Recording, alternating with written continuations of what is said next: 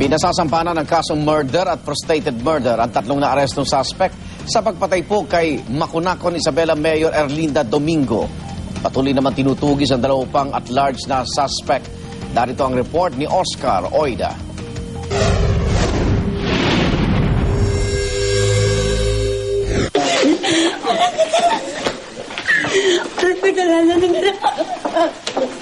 Hindi napigilang maging emosyonal ng mga kaanak ng tatlong naarestong suspect na sina Christian Pahinado, Michael Domingo at Mary Grace Malones Abduhadi nang irekomenda na sampahan silang tatlo ng mga kasong murder at attempted murder. Ang mga anak nito walang malay.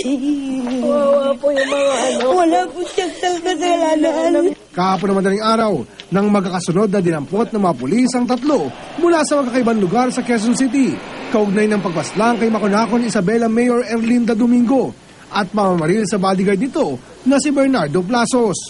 We only base on what had been submitted to us.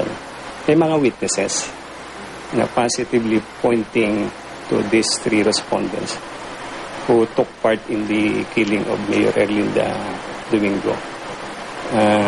They serve as lookouts and they serve as backup. Dagdag pa niya, positibo raw kinilala ang tatlo ng nasugatang bodyguard ng Mayora.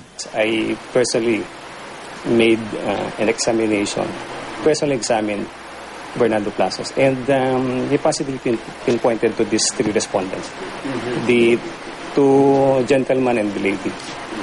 Bukod sa tatlo, may dalawa pa umunong at-large. Kabilang narito ang sinasabing gunman na kinilalang si Marcibal Abduhadi alias Bagwis, asawa ng nadakip na si Mary Grace. Hindi ko alam kung ba't ako nasama dito. Ang unang naarestong suspect na si Christian Pahinado na naging susi sa pagkakadakip sa dalawa pa nitong kasamahan. Sinabi sa media na napilitan lang daw siyang magtuturo. Wala silang kasalanan.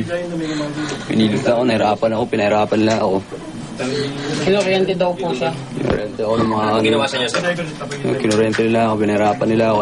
Itinanggi naman ng Criminal Investigation and Detection Unit ng QCPD ang paratang na pang-torture ni Pahinado. Ito ang unang balita sa Quezon City. Oscar Oida reporting.